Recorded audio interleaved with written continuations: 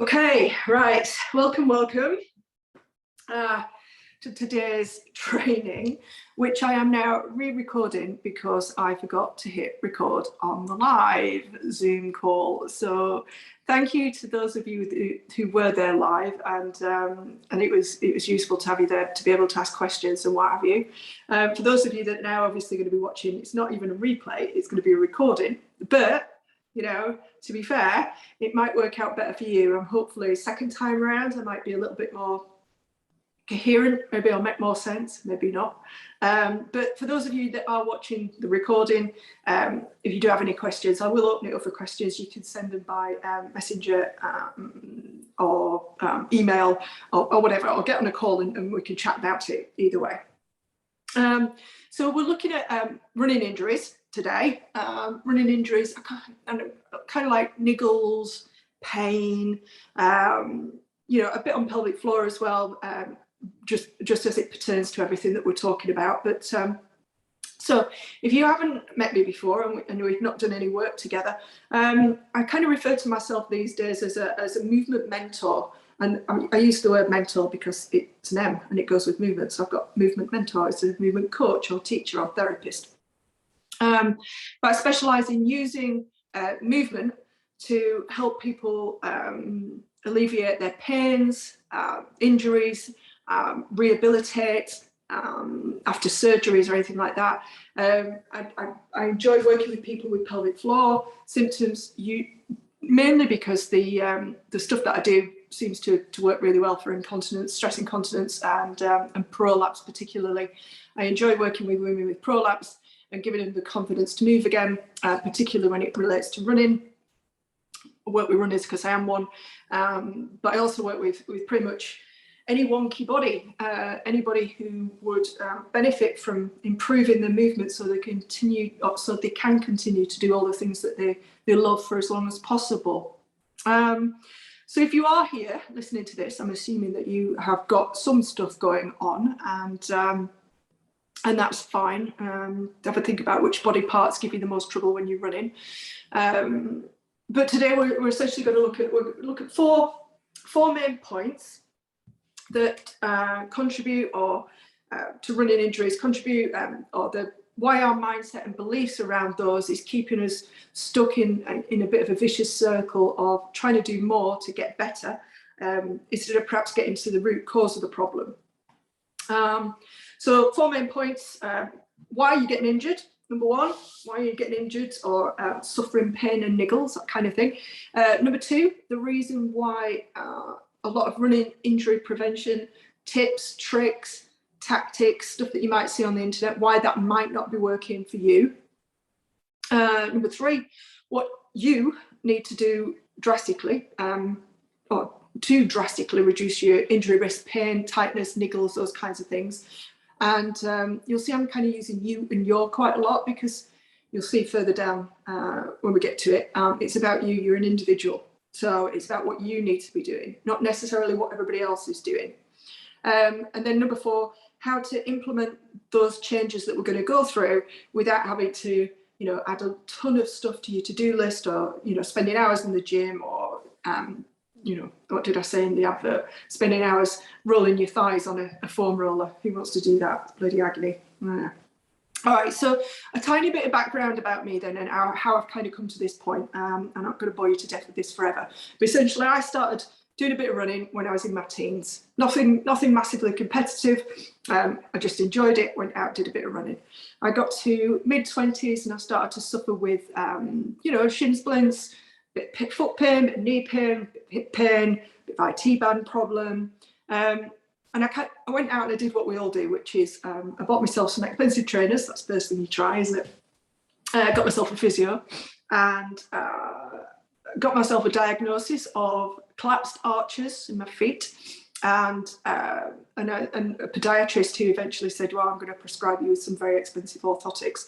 So I continued with those treatments, the orthotics, pains, problems, exercises, doing the do for years and years and years, assuming it was normal, and that being active like I was required that sort of level of sacrifice in terms of function and financially as well.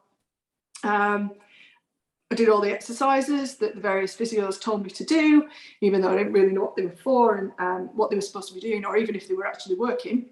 And you lose interest, don't you? If you're not sure what you're doing and whether it's actually doing you any good, it's very easy to lose interest. I mean, I was doing my own research. I was rolling my legs. I was doing that sort of stuff, doing some strength work, Pilates, yoga, stretching, and I was just not really getting anywhere. They were kind of moving about, you know, I'd have an ankle problem this week and a knee problem the following month or whatever. So you try all this stuff to resolve your issues, and I wasn't really, sort of looking back, I just wasn't getting to the root of it. And it was about that time, 2008 thereabouts, I moved out to Australia, and I started training to be, at the time I was like athlete support, athlete coaching, personal trainer, nutritionist, those kind of stuff. And then I went on to be a sports and rehab therapist, a biomechanics coach, got Pilates qualifications, yoga qualifications, you name it, I've kind of played about with it. I'm a CrossFit coach, I'm a kettlebell instructor. And it was all in an effort. I was doing all this extra study and what have you, really in an effort to understand how the body worked, why it was doing what it was doing, and how I could help, at the time, sort of my personal training clients, as they were then, not just not just get the results that they wanted in terms of what they looked like and that kind of stuff, but also about how they were moving and why they were perhaps getting injured, or they'd come with a back pain or a shoulder problem or whatever. And it wasn't until I found my own movement coach, as she was, my own movement mentor, that that I kind of started to understand why things that I was trying to do to help myself and others weren't working. And what she started to do, she started to just shift my mindset, really, from the all or nothing kind of exercise, do more, train more, stretch more, to try and alleviate things. She shifted that to a more movement-based mindset. And it was in what I refer to as movement baggage. She was helping me move or remove my movement baggage.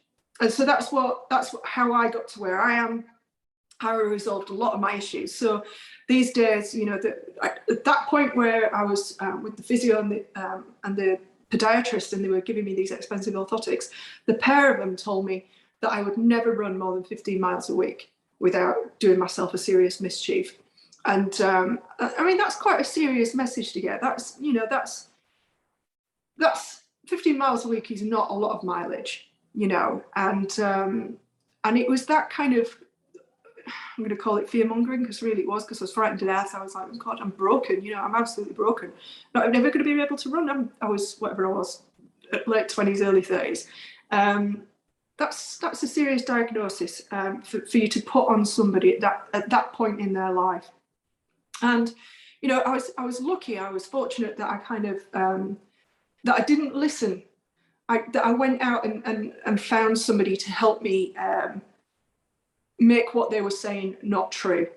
And so it took time, but now I have arches in my feet. And don't get me wrong, I still have niggles, and it will become apparent why I've still got niggles, but they're now niggles, not massive issues. So, my last ultra, I did a 35-mile ultra in Wales with something like 7,000 feet of ascent in May, so about 6 weeks ago. And I did that in a pair of barefoot shoes with no foot problems, no blisters, no pain, other than the obvious pain of having just run 35 miles up a mountain.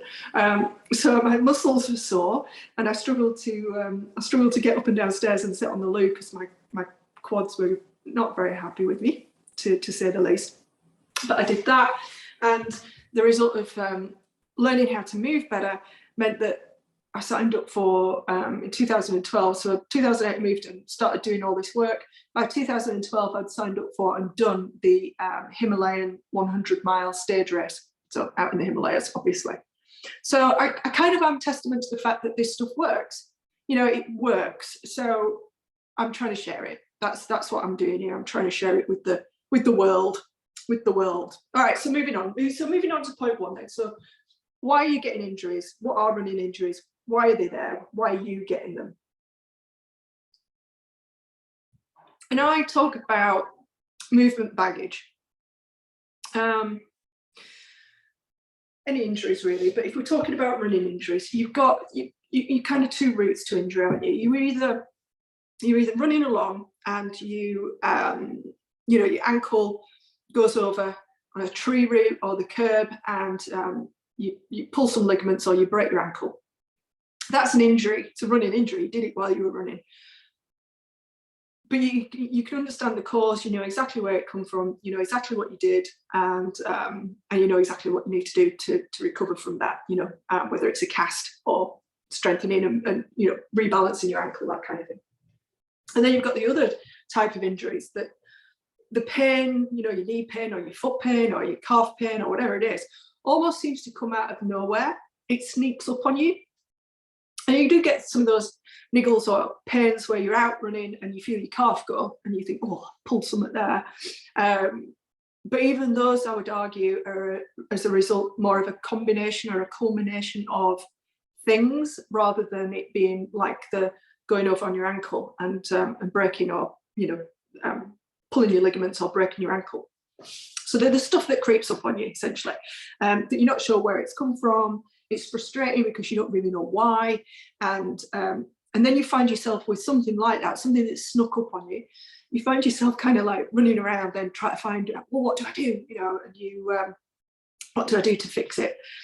And so the reason, or the main reason why we are told that runners get injured is typically because they've done too much too soon. That comes out top, you know, in the list of sort of running form, shoes, the list of things where you might get injured. Doing too much too soon, yeah, comes out on top. You know, you've increased your mileage too quickly. You've done some speed work, some sprints, some hills. You've overloaded your muscles, your ligaments, your tissues, tendons, and that's why they're hurting. And you know, I do get that. You know, that makes a lot of sense. Your body has to take time to adapt to whatever you're asking it to do. You know, it gets stronger at the things you do most. It adapts to the stress that you put on it. So that makes sense. If you do too much too soon, you're going to hurt yourself. I kind of get it. But my question then still is, yeah, but why? You know, why aren't my tissues strong enough to deal with this load? Why is it taking so long for them to adapt? Why did I get an Achilles problem and she got a knee problem? Why now? Why not last week or 2 years ago? You know, he increased his mileage by the same amount as I did, and he didn't get injured. Why did I? You know, it just needs, I don't know, for me, it just wants a bigger, almost like you're zooming out, and a bigger overview, a bigger bird's eye view of what's going on and why.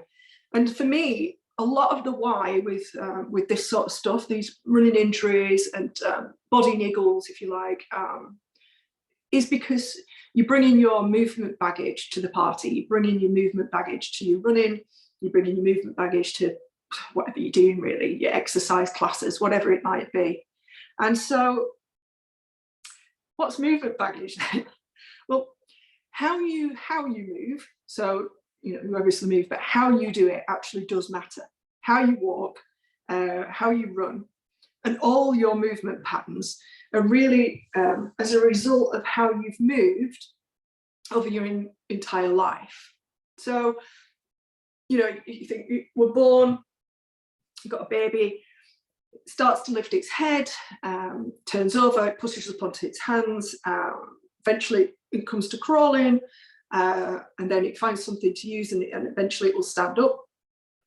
And the babies, they do all that. They learn to do those things, you know, without thinking about it, without conscious thought, and certainly without a trainer, personal trainer, you know, a coach stood at the side of them shouting instructions at them. You know, we'd call it instinctive and natural movement. You know, and if you're lucky, you get a couple of years before your parents decide to put you in a pair of shoes, which restrict your foot movement, alter your balance. And then you go to school, and you know, you're 4 or 5 years old, and you know, most of us know that toddlers don't like to sit still for any period of time, and yet we're forced to sit still for 5 or 6 hours a day in a chair at school. You know, do not fidget. And then you go home. You know, you drive home, or you get the bus home. You've got your homework to do. You sat at a desk. You maybe you're on a computer, you sit down for dinner, you sit down to watch your television programs on the night. So you get the idea. I'm kind of using sitting as an easy one to sort of bring home to you, just, you know, how limited our movement actually is as we're growing up. You know, if you're lucky, you come from an era where you were allowed outside to play with all your friends, and you were running about and stuff, and that's brilliant if you came from that background. But more and more, really, what I see is kids being, you know, they're doing less and less, essentially. And you know, going back to that, if you look, you've got parents that like to walk or cycle and they take you with them. But sometimes we just get parents, and it's not judgment by any stretch of the imagination, especially if you're doing this, but you know, they'll drive your kids to ballet lessons, to martial arts classes, or violin practice, whatever it is, in a sort of way to make them into a rounded human being who's active and doing things. But there's a lot of movement baggage being picked up there, you know, in ballet classes, you know, your feet being squeezed into shoes and going up on point, overstretching in martial arts, you know, it is possible to be too bendy. It is all about balance. And then violin practice, you know, that sort of overuse of one shoulder and one elbow. But you're young, and you know, you don't notice things. You don't notice that you might be less able to move through one shoulder or one elbow, or that your feet are becoming a certain shape as they conform to the shoes that you're wearing. You know, if you're lucky, you leave school, you go into a job where you're moving a lot. Very few and far between those kinds of jobs these days. But if you're unlucky, and for most of us, we finish up going, we go to uni, or we go to college, or we get an office job, and you're back to that, sitting for extended periods of time, close-up work, you know, your eyes only ever seeing things that are sort of 3 to 30 feet away from you. So the more, if you look long distance, that's how your eye muscles actually relax. And we miss all that, so you start to get problems with eyesight. You know, maybe you have a drunken fall at uni, or you go skiing and you fall over skiing, and you've got little hurts and injuries that you've had, but you never get them checked out. And they're just like all these little moments, if you like, movement moments. They're like pieces of baggage that you just kind of, you're putting on a piece of baggage here and there, and it starts to just, it's weighing you down. You know, that piece of baggage might be weighing your knee down on one side or your shoulder down on another. And it's not age. So we have this tendency to think, oh, I'm getting older. It's normal at my age to experience stiffness or joint pain, or an inability to do something that I used to do when I was younger. You know, touch my toes, as an example. It's normal. I'm getting to that age. Whereas my argument is, it's not age per se, it's the length of time you've been accumulating movement baggage and doing or not doing the things that would help you get rid of some of that baggage. So when it comes to running, then, you're doing all the things, you're doing the things that you've always done, unless you're a new runner. If you're a new runner, that's slightly different. But say, for instance, you're a runner, you've been running for a while, and all of a sudden, seemingly out of nowhere, you're starting to pick up sort of niggles that turn into maybe an injury, maybe just, you know, more pain than is ideal. Maybe they start to stop you running or stop you doing as much as you would like. And it's a combination of all that baggage, all those things, all those moments. And I will get to nutrition, stress, those kinds of things, because they're baggage as well, just different. So I'm talking particularly about movement baggage here, this movement baggage that you're dragging along with you when you go running. And your body is it's a self-healing, wonderful piece of kit we've got. It self-heals. You know, you don't have to think about your cuts and bruises healing. It does it for you without your conscious thought. But when it comes to movement, we have control over that. And, you know, by moving or not moving in certain ways, we're preventing our body from sort of doing what it needs to do to improve, if you like. So let's have a think then about why perhaps running injury prevention, maybe tips, tricks, techniques, things that you've seen online, perhaps, why they might not work for you. And I said it might not work because there are times where you just drop on something, don't you? You know, you've kind of got a niggle or a thing going on, and you Google it, and it's like magic. You kind of just hit that thing that works for you, and and that's great. And that can be a thing. It could be like a small thing, like, you know, foam rolling a body part, or it could be a whole movement thing. It could be I found yoga and I'm a changed person. But just because yoga works for you doesn't necessarily mean it's going to work for everybody. And that's because at the end of the day, you're an individual. You know what you like, what you don't like, but really you're an individual, and so is your baggage. So that's all unique to you. What you're carrying, how much, is not the same as what somebody else is carrying and how much baggage they're carrying. So in other words, you know, you've lived your life as an individual, as you know, and there is nobody that's got the same experiences, either emotional, physical, movement-based, nothing. And it's because you're unique, really, that some tips, tricks, hacks, they're not always useful. They tend to address just one small part, you know, as if, right, so as if, for instance, maybe you've got tight calves, most of us do, and you find that foam rolling your calves before you go out for a run release tension and makes your calves feel better, nicer, whatever. When you're running, you're a bit more springy, perhaps. And so, you know, it's short term. You come back, you put on, you sit down again, and your calves tighten up. So it's short term. And that's, we're not really getting to the root cause of why your calves are tight in the first place. And quite often, oftentimes this is more a case of, it's not just what you're doing, it's how you're doing it. I mean, I've lost track of the number of people that I've worked with who've been to a physio and got a list of exercises, but have never been shown how to do them correctly. They've been shown what to do, and you might be looking to get it written down, or you get, you know, one of these exercise sheets with a little picture and it shows you what to do. But it might not, it's not enough, if you like. You know, the way your body moves is unique to you, and therefore applying an exercise, say for instance it's a bridge, you know, where you lay on your back and you lift your hips up. That bridge can be used for all sorts. It can be used to emphasize pelvic stability, glute strength, hamstring strength, and it depends how you do it. And just doing a bridge, it might not be meeting your body where it's at right now and giving you what it needs to achieve the goal that your physio set out to do. And I'm not picking on physios or anything like that. You know, it's just, they do give exercises out. And my point being that the question is whether that exercise is optimal for you, not for everybody, for you.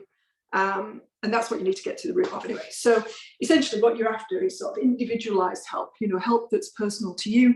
You know, like somebody like me, I come along and I can see everybody's baggage. I see them walking around, and my goal in life is to strip you of your baggage, is to get all of it, pull it all off, or help you do that anyway, help you put it all down, get rid of it. But instead, you know, what we finish up doing is Google and guesswork. I like it. Google and guesswork. I've got something going on, and then you think you know what's going on, or you wait until you've got an injury that's an actual injury.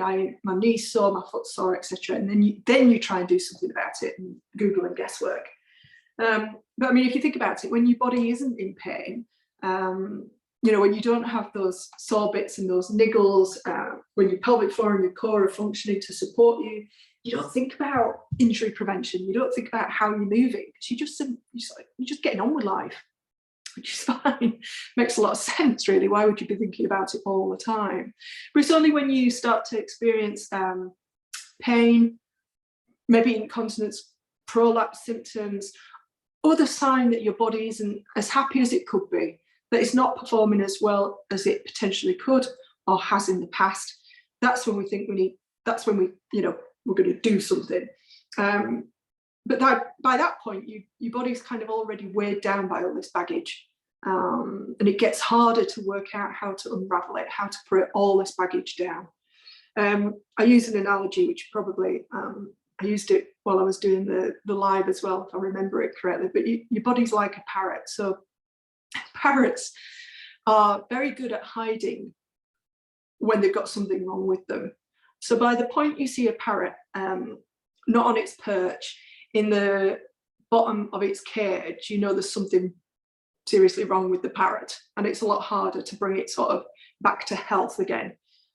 Your body's not quite that bad, but essentially what I'm saying is your body will put up with an awful lot over a very long period of time, because it's constantly striving to be well. It's constantly striving to be healthy, both mentally, physically, like physically, movement wise, physically inside, hormonal, all that kind of stuff. It wants to be healthy.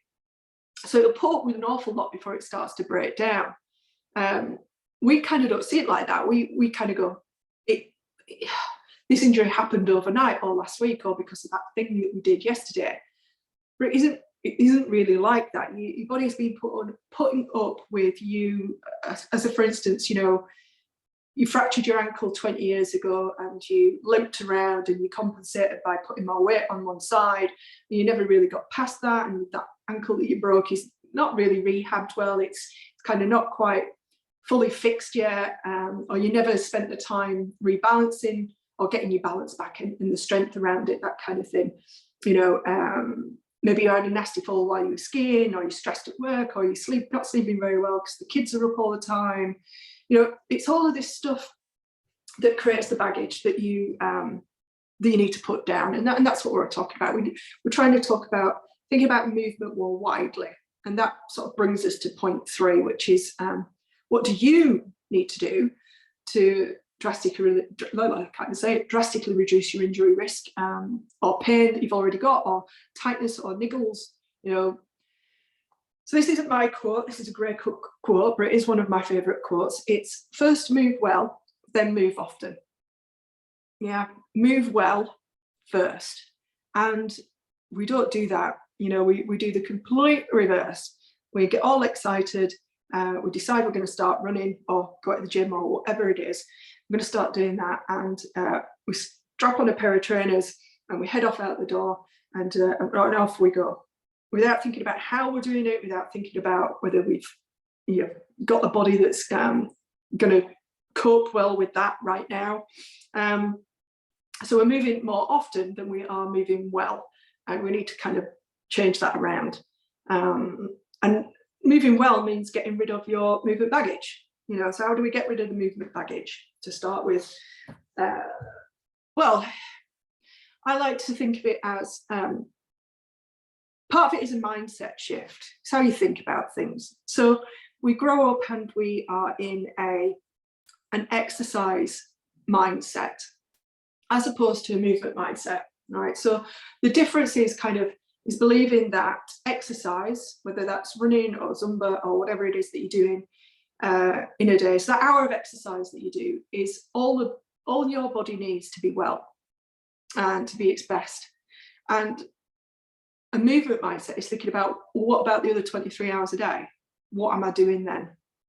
So if you think about a definition of exercise, it's bodily activity for the sake of improving physical fitness, and being fit is just the condition of being physically fit and healthy. So exercise at the end of the day is something that we as humans have created in an effort to make up for the fact that we aren't moving as much as we used to do. So we've gone, well, we need so much, loads of research on this, obviously, we need so much exercise per week in order to keep ourselves fit and healthy. Fine. But what are we missing from that exercise? What movements are we missing? Or are we taking that baggage to that exercise, our movement baggage, which stops us getting perhaps the most that we could get out of that exercise? So maybe we go to the gym 3 times a week for an hour and we pick up some weights or not. We maybe run on a treadmill because it's raining outside, we don't want to go outside. or we run outside on concrete because that's all we've got, and we're training for a 5K. And it's repetitive, the same movements. You go to the gym usually and you do the same stuff. You go to Pilates, you do the same stuff. You go to yoga, you do the same stuff. You run on a treadmill, it's the same. You run on concrete, it's the same. You go body pump or Zumba. Repetitive movements, working the same areas of the body, if you like, and missing others out. But whatever you're doing, what I've just talked about there, whatever one of those you're doing it for the sole reason of improving your fitness, or you're training for a specific goal, like a 5K. That's exercising, that's exercise. With a movement mindset, you're looking beyond that. You're trying to say, right, I want to move more of me, all my body, rather than just certain parts of it. And I want to do that more of the time. So rather than that single hour a day or 2 hours, whatever it might be, rather than a couple of hours a day, you're thinking then, well, what am I doing the rest of the time, or not doing, as the case may be. So I think we can all kind of agree that your body gets better, at what it does most. It's why we practice. If you want to play tennis or golf, you have to go and you have to practice. Otherwise, you don't get any better at it. You don't walk onto a golf course able to do a hole in one. So it's about practice. Your body gets better at what it does most. So your body and your brain, if you like, without your conscious mind, so we take away your conscious mind, what your body perceives and your brain perceives when you are running and sitting is just what range of movement your joints go through. So for instance, your brain doesn't know the difference between running and sitting down at the desk. What it sees is, for 1 hour, you were upright, your knees and your hips were moving through a range of movement, and your arms and shoulders were doing a certain range of movement. And then after that, for 8 hours, you were not upright, and your hips and knees were at 90 degrees, sitting in a chair, and they weren't moving very much. And your shoulders and your arms maybe were just doing a little bit of this, maybe you were typing. So your shoulders and arms not doing very much. So if we say that your body gets better and more efficient at doing what you do with it most, then it's going to get more efficient at sitting. And what does that mean? It means that you will lose a certain teeny tiny range of movement every time you're sitting for 8 hours. When you get up again, your hips and knees will just keep that tiny bit of flexion. They won't get quite too fully straight, because your body goes, well, she spends 8 hours here and she's going to do that again tomorrow. She seems to be doing it quite a lot, really. So it'd be more efficient for me if we didn't have all that length in these muscles, because that takes some effort to maintain. So I'm going to keep a tiny bit of flexion in my knees and my hips, as a for instance. And it's like teeny tiny range of movement that you lose, teeny tiny. And to start with, you don't notice anything when you stand up, but then over a period of time, all of a sudden you stand up from a sit position, you're starting to make those noises. You know what I'm talking about. Kind of get up out of a chair and go, oh, and you, oh, and you, oh, you know, trying to straighten and iron yourself out. So the teeny tiny little bit of baggage that you've added on.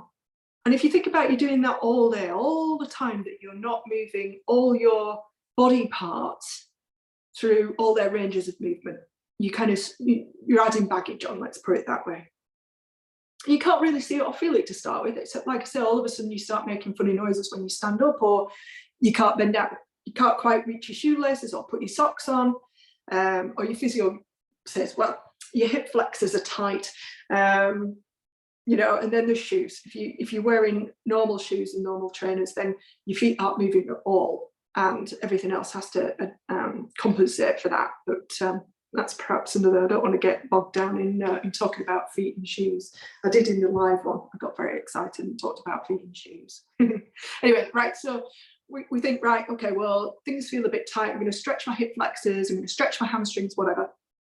And you do that for 5 or 10 minutes, and then you go back to spending 8 hours sat in a chair. And you could do that 5 or 10 minutes 3 or 4 times a day, and you will get some benefit. You know, you will get some change. Absolutely, your body's very clever. But ultimately, if you think over 30, 40 years of spending 8 hours sat at 90 with your hips and knees, it's a lot of 5 to 10 minutes you're going to have to do of stretching and moving and all the rest of it to undo all of that.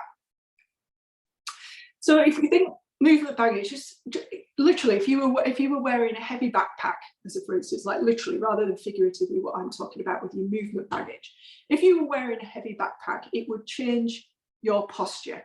You would stoop, you'd kind of be here, like making up for the weight. I've got a vision in my head of trudging up a hill with this big weight on my back.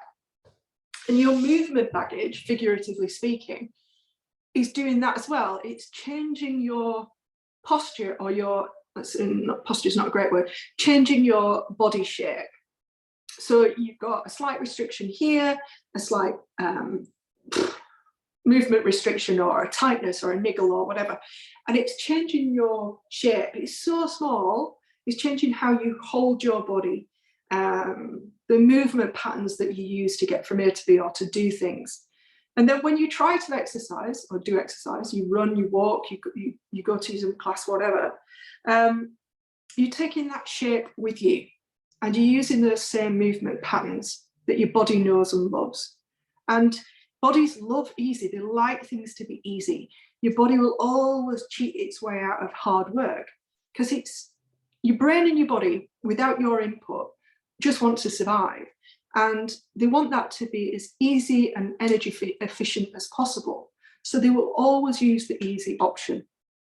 And without somebody like me kind of spotting it and going, I can see your body cheating, it's really difficult to see it on yourself. And you're not offloading the baggage then when you take it, and your shape and your baggage, you take that into your running. You're running in that shape and reinforcing those movement patterns and restrictions, if you like, no, movement patterns, reinforcing your movement patterns, reinforcing your body's and brain's way of doing things, instead of giving them a different option that might be more optimal. And sometimes that's all it takes. These are just, sometimes it is just about doing something different, and we'll kind of get to that. So I think it's sort of fairly obvious, I think, really, that you are moving when you exercise, absolutely, but you're not necessarily moving all of your body. And there's some, I like this research. It's, I'm not going to get into the ins and outs, but essentially, I think it was in the States, they took a group of manual farm workers that were moving a lot, all day, every day, they moved a lot. And they had extraordinarily strong grip. And they linked that grip strength with living longer, essentially. They basically, the research was that the greater the grip strength, the longer they lived. That was the extent of it, really.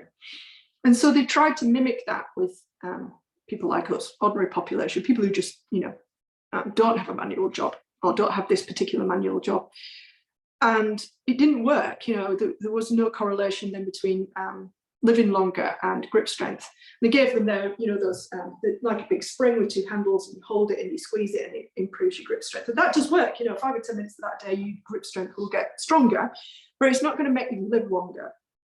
And the reason why is because you're just exercising a body part, whereas the manual workers were working outside, they were outdoors all day, every day, moving their bodies in lots of different ways, and they developed their grip strength as a result of whole body movement.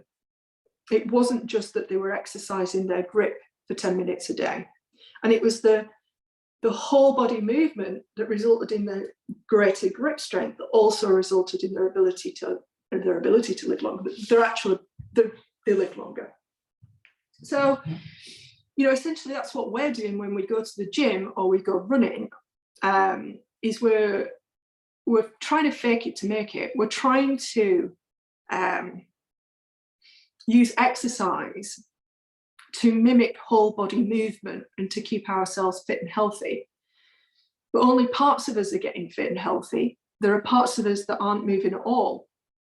And the baggage that we're carrying is essentially causing more imbalances and stopping us moving those parts that we've not moved very much. What am I trying to say? So if you've got a certain shape or a way of doing things, It's going to be very difficult for you to bypass that when you go into a gym or into running. Like I say, you're going to reinforce your movement patterns. And what we're trying to do is give you more options, give your body more movement options by getting rid of some of that baggage. By getting rid of the baggage, it frees you up to adopt a different posture or shape. It gives your body the chance to move in a different way. And it's the moving in a different way that helps you then avoid injury and pain and suffering and niggles and tightness and restrictions. So how you move matters 24 hours a day, not just when you're out doing that hour's run or that hour in the gym. Oh,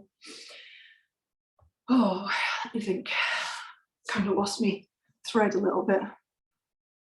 No, I'm on the right track. I'm on the right track. I think we're heading into point 4 really, which is, how to, so we're talking about getting rid of the baggage, talking about having it, that's causing the problems. We're talking about why tips and tricks don't work. We're talking about what we need to do, which is get rid of it.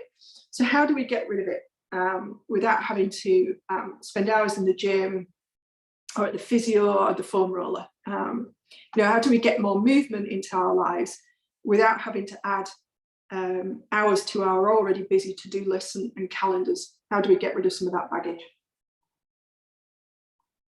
So you can certainly speed the process up by working with somebody like me who's going to take you through a process of getting rid of the baggage as quickly as possible. But for today, getting rid of that baggage is about moving differently throughout the day. And even just some sort of simple lifestyle changes can have a big impact. I've got hundreds of these. I've written there's a blog post somewhere which I'll dig out, but I've just written hundreds and hundreds of what you can do at home about using your environment, the way that we live our lives, slightly differently to encourage more movement without you really having to think about it, without you really having to do very much. But for our purposes today, let's start with being barefoot. So when I start working with people, I usually start at the feet. I start wherever they need it, but feet usually come up fairly quickly because of how weak they tend to be.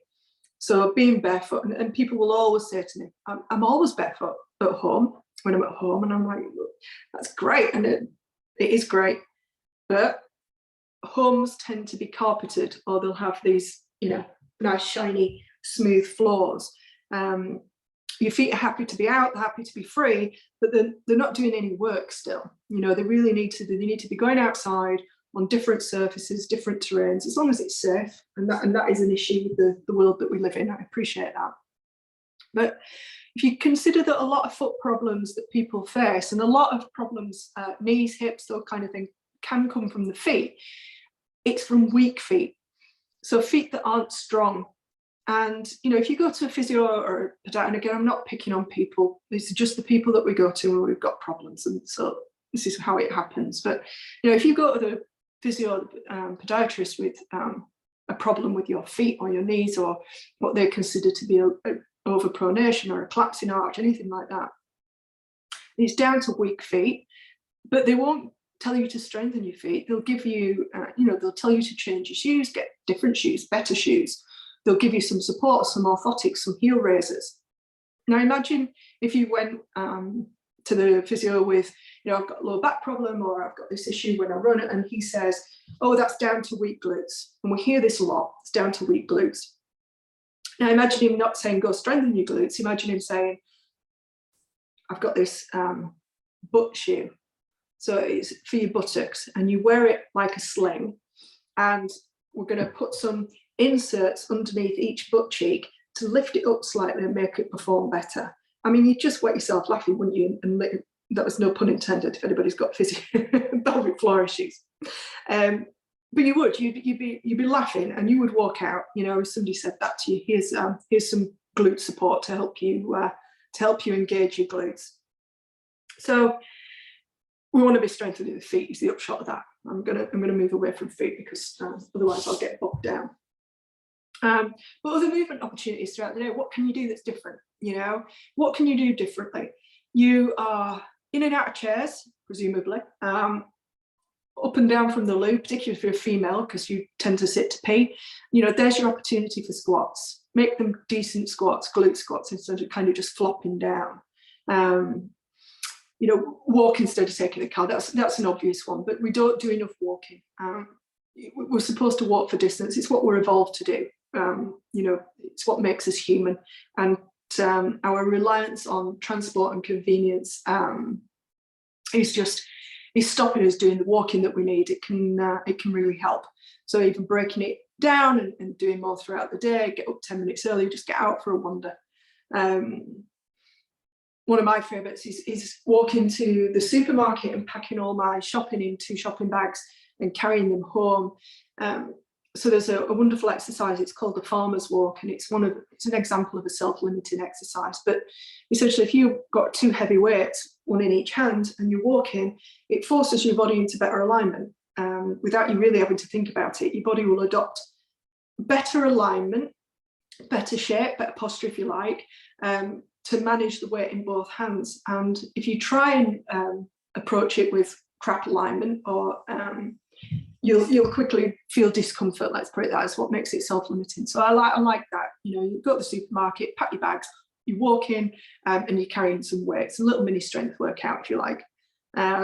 Standing workstation is another obvious one. There's so much you can do at standing workstation. You know, standing on one leg, balance work, rolling your feet on a ball. Yeah, practicing balance is a good one for even when you just stood waiting for your kettle to boil in the kitchen. You know, you practice your balance, especially if you're running, because it is like a series of single leg balances, isn't it, one after the other. Floor sitting, that was the one. That was where I was going with this.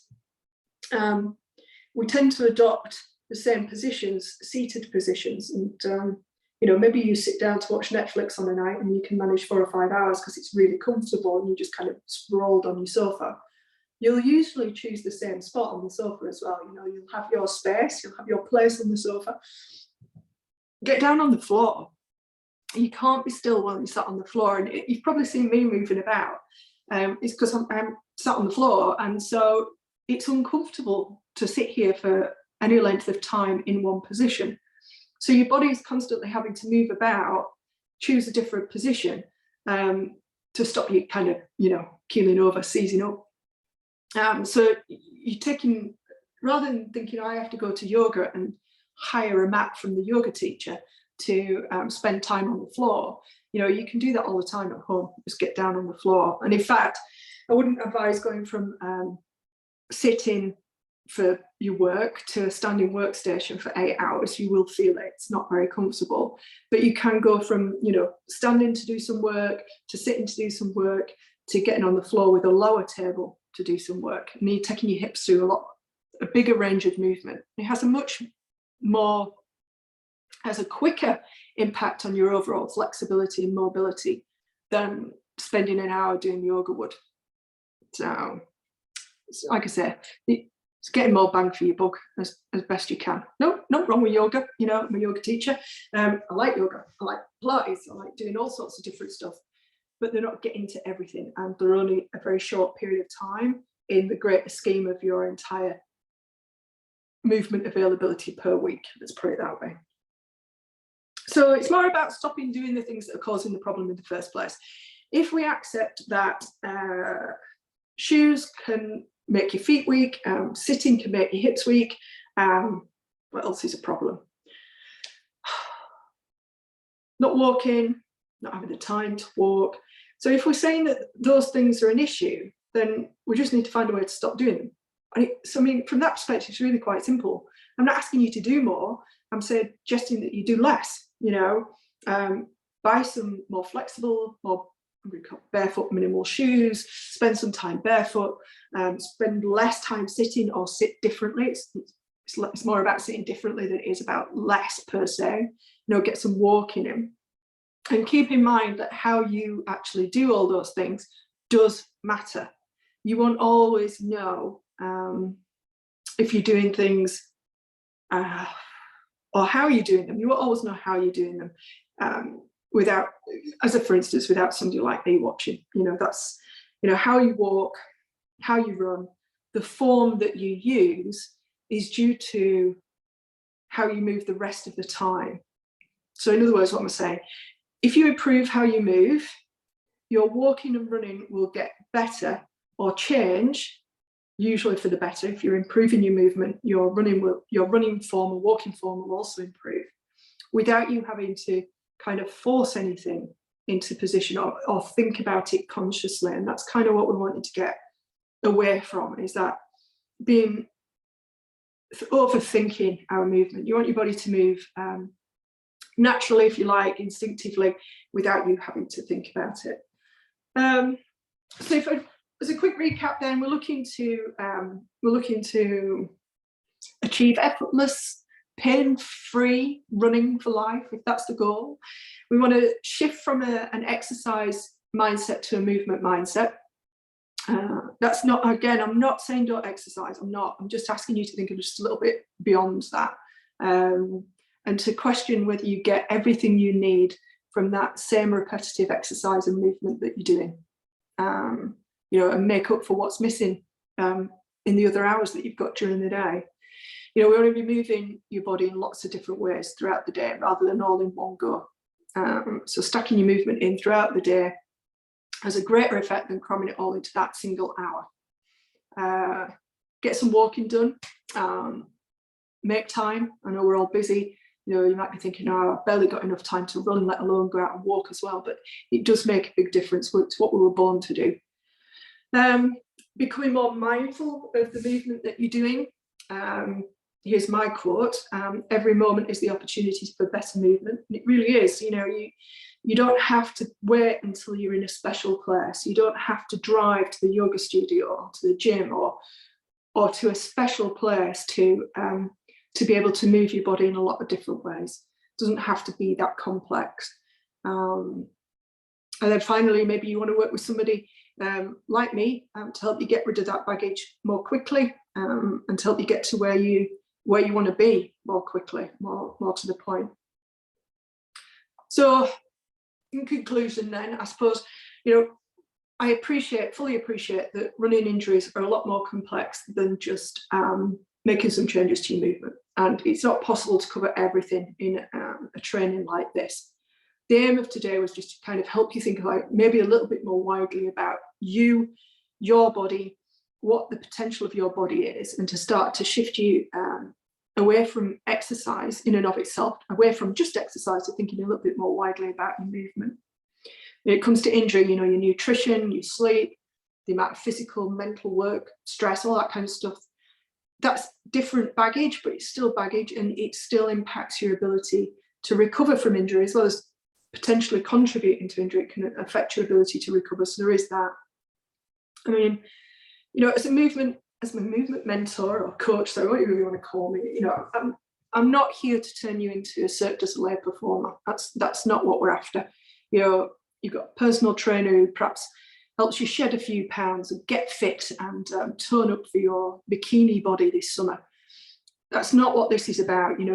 When you start to move differently, to get rid of your baggage, to be more efficient and move more easily and be more aware, you start to move more of you, more of the time. You'll notice the additional benefits of that are that you sleep better, you've got more energy, less overall stress, and your body will find its natural body weight. You'll get lean muscle mass because you're working more of you more of the time rather than the same things over and over again. It's the difference between moving more of the time, as opposed to going to the gym and working legs one day and arms the next.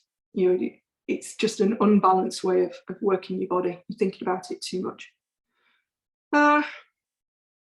So to sum it up then, the better you move, the better you will run, the better your performance, and the less likely you are to pick up niggles and injuries. I can't promise you that. I can't promise you that you're not going to get hit by a bus or get some, nasty infection or, some kind of problem that you don't have. I wouldn't say any control, less control, let's put it that way. depends what crops up for you, but there's certain things you have no control of, and that will affect your movement. I fully appreciate that. But for the most part, in general, you know, you can get stronger, better, fitter with movement. It can have a massive impact on your life. Anyway, so the question really is, you know, if you want to be able to run more, you want to be able to, maybe it's not even more, maybe you want to run for the rest of your life, instead of thinking potentially that these niggles, injuries, constant problems, pelvic floor symptoms, weak feet, that kind of thing. You want to be able to run without those issues, or with less issues, or with more freedom. Yeah, it is difficult to get there. It can be. It's difficult to get there alone, because you have blind spots, you have things that you can't see, your movement patterns, your habits, your mindset, that all or nothing mindset. Got to do, you know, I'm busy, I've got to be productive, I've got to be out doing more. If something needs fixing, we're very much like, got to do, you know, stretch it, train it, get more mindset. And really what we're trying to do is kind of take some of that away, you know, take some of that stress off your body by allowing it to move more effectively. That's what I specialize in. You know, my training, my mentorship, if you like, of people is personalized to the individual in front of you. You know, we're looking to solve their particular issue, their particular pain, their pelvic floor problem, their niggles, their restrictions, looking to get them where they want to be, whether that's, it might be running, you know, I do a lot with runners, it might be golfing, it might be getting down on the floor and playing with the grandkids, it might be being able to go on a trampoline with your kids without peeing yourself, for want of a better way of putting it. I'm good at what I do, you know, that's what it's about. And if you do want to reduce your risk of running injury, that's great. And it's a worthwhile goal, don't get me wrong, absolutely. You know, I want everybody to be able to, who wants to run, because we don't all like it, but whoever wants to run, I want them to be able to do that for as long as possible. But shifting into this movement mindset and becoming more efficient at movement, it goes way beyond that. You know, if you work with somebody like me, you're addressing all your movements, so you don't end up, I hear people go, oh, what did one woman say to me the other day? She was like, I don't want to end up like my mum with that big hump on the back of, and I need to sort my upper back out. Or, you know, you don't want to end up with a hip fracture like your granddad shuffling, and because he's shuffling and lost his balance. I mean, we all want to live longer, but it's not much use if you can't move when you get to, you know, when you get older. I mean, we all hear people saying, you know, I can't run anymore because of my knee, or I can't play golf because of my shoulder anymore. Or, you know, at some point those people were able to move, and they moved okay, they were doing okay. And then it's over time, the baggage, the way they've moved, the things that they've done, that everything's built up, and it's kind of robbed them of their ability to move well. And I'm trying to say, you know, don't wait until you're saying the same things. Prevention truly is better than cure. You know, one of my clients, Steve, he's a window cleaner. He's in that position. He's got this long pole that he's cleaning high windows with, so he's in a very extended position. And when he came to see me with his back pain, he could only work a couple of hours a day. He was in agony. He was spending all this time, and he had a hot tub fitted to, because it was the only thing that eased his back off after doing a couple of hours at work. We changed his movement patterns, and now he does, well, he does longer than 8 hours. His income's gone through the roof, and all the other stuff that he does, you know, he's back on a mountain bike up and down mountains. I've got another client, Holly, she was on the verge of getting a tummy tuck. She had a diastasis, you know, the split in the abdominal muscles after having children, and she was frightened of moving. She thought she was broken. The medical profession made her feel like she was broken and needed a tummy tuck. And she went from not being confident to move at all to using movement not only to change her confidence about how she was moving and her diastasis, but to the point where she's now starting to run some ultramarathons, and she doesn't need a tummy tuck anymore. You know, and this is they're just examples of what movement can help you achieve. Let's put it that way. It's not a magic wand. You know, if that's something you want help with, I'm here. But it isn't a magic wand. You do have to invest in yourself. You have to commit to it. You have to show up, and you have to do the work. I cannot wave the magic wand. but I will show you exactly what you need to do. I'll show you exactly how you need to do it. I'll take you through a process to get you from A to B in a fraction of the time you're going to spend trying to work it all out on your own.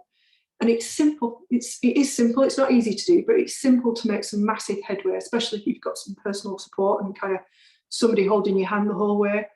And it's for life. You know, once you've learned the process, the steps, what you need to do, how your body responds to certain things, it's for life. You know, you're going to take that with you. You will then be able to apply it to everything in your life, so that you're never going to, can't say you're never going to suffer with pain or niggles or injuries. You know, those things bite us on the bum, but I can promise you it'll be less and you'll recover quicker. So that's where I'm at. So if you are somebody who you know, prefers prevention rather than cure, you want to take action, by all means reach out. You can message me, ask me questions by email or direct message on Facebook, something like that. I'm also happy to talk to people one-on-one if you want to gain a little bit more clarity about where you are at specifically right now and what you can do about it. And if it's not something I can help with, I will tell you, and I'll kind of be able to point you in the right direction, or the route you need to go down to get to where you want to be, wherever that is. Right, so I've talked long enough because I've done this twice now. So by all means, like I say, questions, send them in. Get on a call with me if you want to discuss it further and see if there's any way I can help. I'm absolutely happy to do that. And I'll send out the link to this recording to everybody who couldn't come on the live, of which there's quite a few of you. So I hope this is useful. Leave me some feedback in the Iron Strong group if you found it useful. All right.